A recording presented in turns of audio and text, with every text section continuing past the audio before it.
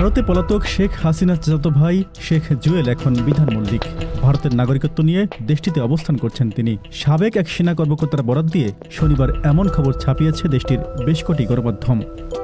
খবরে বলা হয়েছে, পতিত প্রধানমন্ত্রী শেখ হাসিনা চাচাতো ভাই শেখ সালাউদ্দিন ওরফে শেখ জুয়েল এখন বিধান মল্লিক। এই নামে তিনি করেছেন ভারতীয় আধার কার্ড। তার বাবার নাম শেখ আবু নাসের হলেও নতুন পরিচয় বাবা এখন মদীন্দ্রনাথ মল্লিক। নতুন এই পরিচয়ে চষে বেড়াচ্ছেন ভারতের এপাশ থেকে ওপাশ।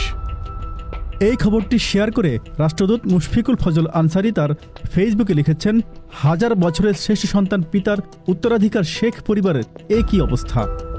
এদিকে আওয়ামী লীগ নেতাদের এমন কাণ্ডে বিব্রত খোদ ভারতীয় মিডিয়াও। এ নিয়ে মুখরোচক খবর প্রকাশের পাশাপাশি তারা দাবি করেছে, এই মুহূর্তে 121 জন বাংলাদেশি ভারতীয় পাসপোর্ট ব্যবহার করে পৃথিবীর বিভিন্ন দেশে রয়েছে, যাদের প্রায় পুরোটাই আওয়ামী লীগের প্রভাবশালী নেতা বলে দাবি করেছে ভারতীয় বিভিন্ন গণমাধ্যম।